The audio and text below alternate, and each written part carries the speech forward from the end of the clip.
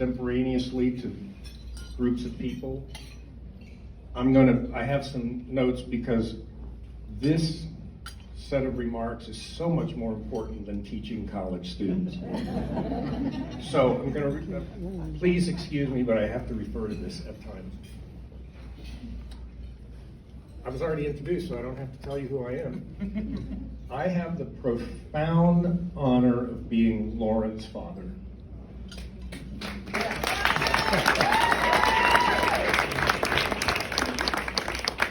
And more recently, Julian's father-in-law. And that's the first time I've uttered that phrase. It's on tape. Got it. I welcome you all and sincerely thank you for sharing this joyous and special occasion with us. As you all know, this weekend's events have been a long time in the planning and execution. Where's Ann? Which makes it just that much sweeter that we can all be together to celebrate Lauren and Julian's wedding. I am a very proud father of the bride, and so please let me brag a little bit on Lauren and Julian, and then I have a couple of toasts, and we'll move on. Lauren, okay. I got the Kleenex. I didn't think this was going to happen. I cried a lot preparing for this. I thought I got it out of my system. Lauren, my precious, sweet little girl, you are all grown up, and you have become a beautiful woman. Your beauty is obvious to anyone who looks at you.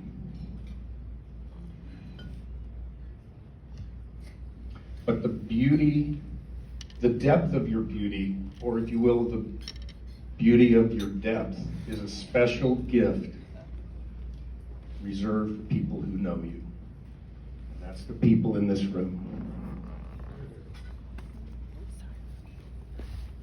That beauty is expressed in your character, your essence, and your nature. I love you, and for many reasons. First of all, I love that you're honest and you're strong, and you always have been from the beginning. To me, Lauren, you are a wellspring of the purest goodwill that this world has to offer. You have a gentleness of spirit that enhances those fortunate enough to know you. I am so proud of you. I am humbled at my good fortune.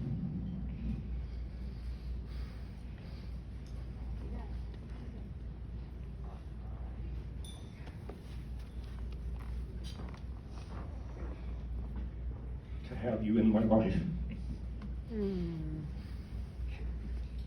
going to do this for you. I absolutely love your clever sense of humor, especially how astutely you time an incisive quick. I wrote all this. I didn't copy this. These are my words. So many versions. I especially love how astutely you time an incisive quip or a quirky comment. I said that to you Thursday night when you did what I'm describing. For those of you who have not had the good fortune, here's an early window into Lauren's sense of humor. On April 16th, 2001, she was 12 going on 13. Let's work the crowd a little bit here.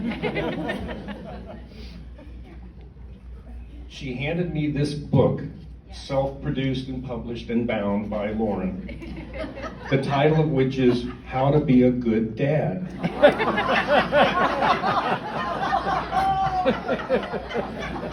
Here are some excerpts from this book.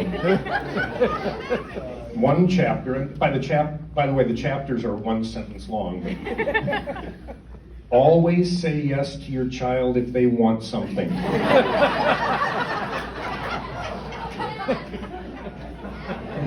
Never pretend like you are cooler than them because you just aren't.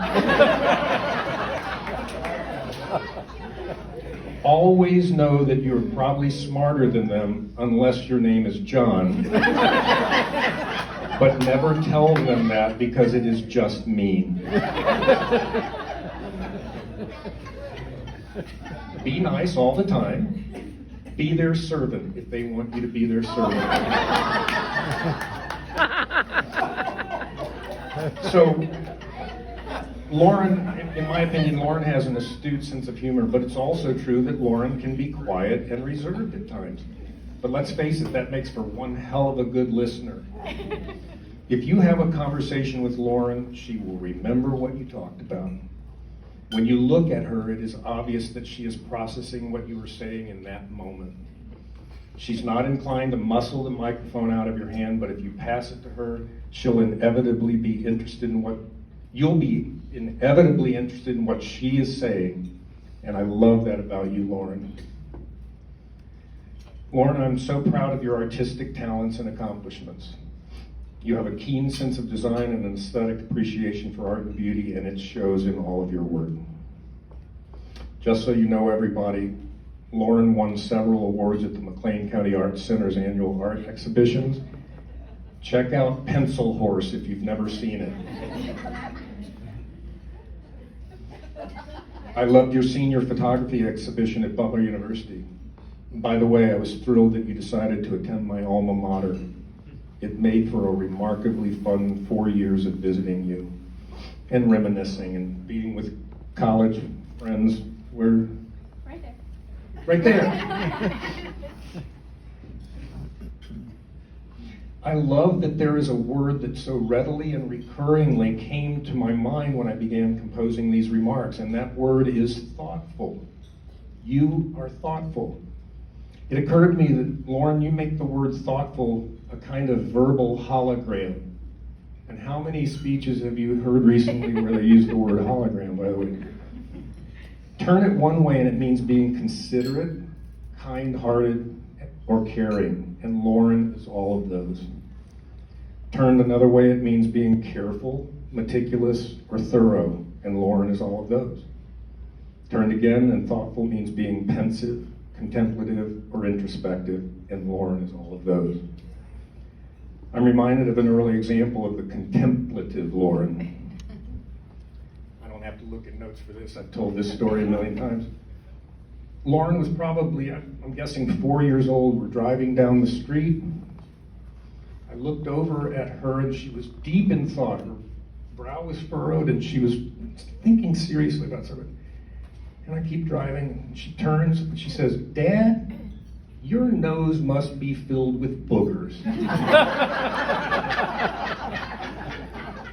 And I turned and I said, "Lauren, why do you say that?" And with just immediately she responded, "Because you never pick it."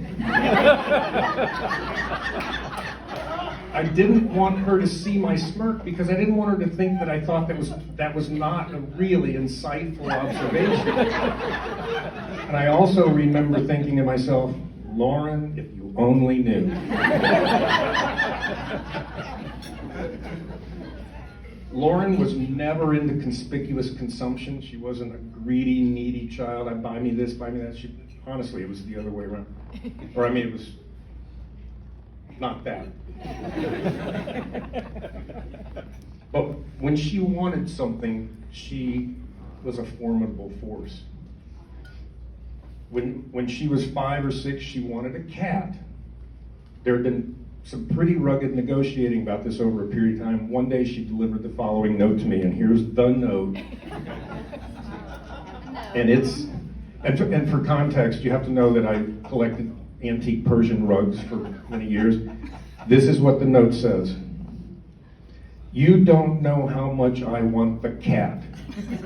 I like it more than any of your rugs. I want it more than a dog. If you don't get it, I will never want to see you again. I want it more than you have ever wanted anything." And then she ends by saying, "Don't show anyone this note."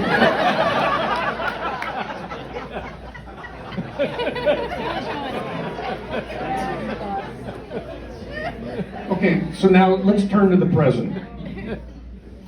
Lauren, I love that you've brought Julian into our lives. For those of you who do not know Julian well, he was born and raised in Tuxedo, New York, and he was chased by black bears every day on his way to the school bus. And that's a story you can ask him about.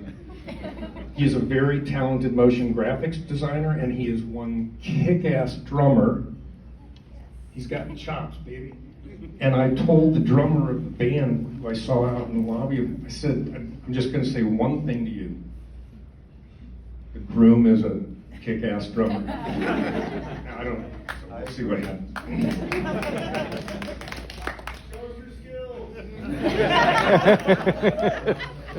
When Julian and Lauren were planning their move to Lexington, he asked his employer about working remotely. The brass of his company deliberated and decided to let him be the very first employee to work remotely with their company. And remember, this is pre-COVID, so that's how much they wanted him on their team. Since we first met, Julian has been a consummate gentleman. For example, we were at Ann and Steve's lake house on the screen porch, and everyone else was down on the dock or in the lake. No, thank you. My pleasure. I don't have to read this, but if I want to remember it, I do. Julian held back to ask me privately if I had any objection to he and Lauren moving in together. My reply was, and this is a verbatim quote, correct me if I'm wrong, Julian, for Lauren's entire life, she has shown better judgment than I have. If she thinks it's a good idea, I have no objection whatsoever. I'm not making that up.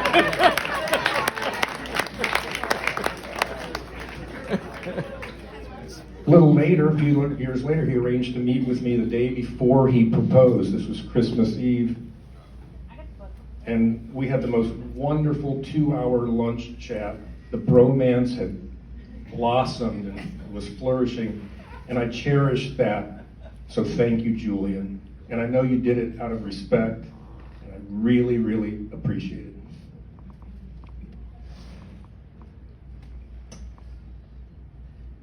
Okay.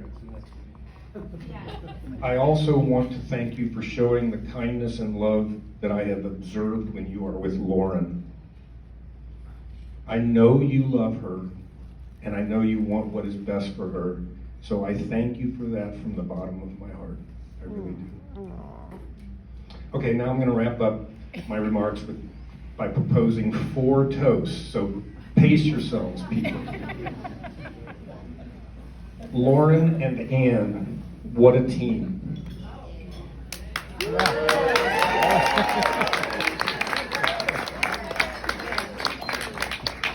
Together you have created this gala extravaganza. It's beautiful and getting beautifuler each unfolding event.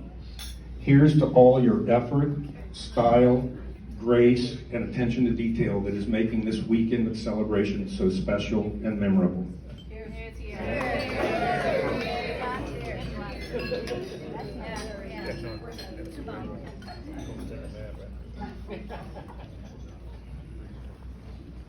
Rena, John and Kat,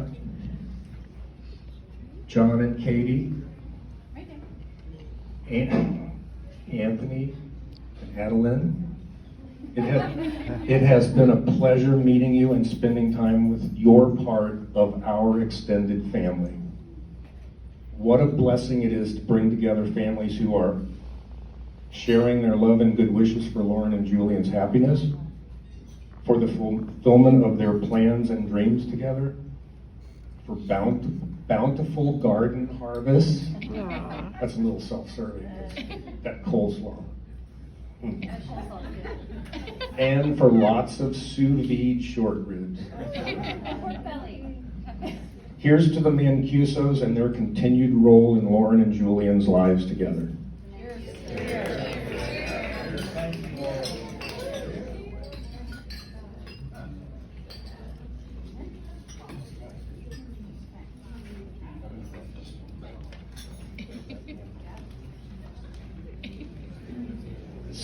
Steve and Henry. Henry's right here. Where's Steve?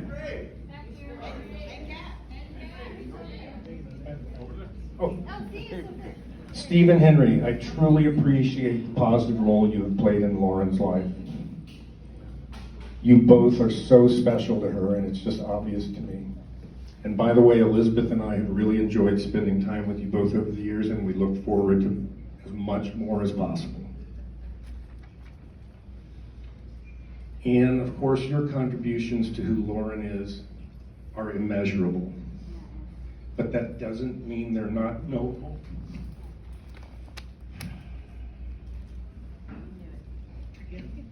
I'll get through it for you. They are knowable through the obvious love you have for your children, your obvious passion for their growth and welfare, and your unwavering loyalty to your family. Here's to the Motters and their continued role in Lauren and Julian's lives together.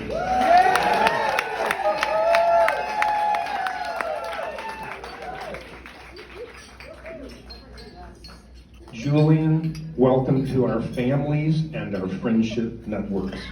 We are all looking forward to growing together with you and Lauren as you embark on more of your shared journey. And finally, for all here tonight, and for those loved ones who cannot be here, here's to Lauren and Julian's enduring love and respect for each other and to their loving union in marriage.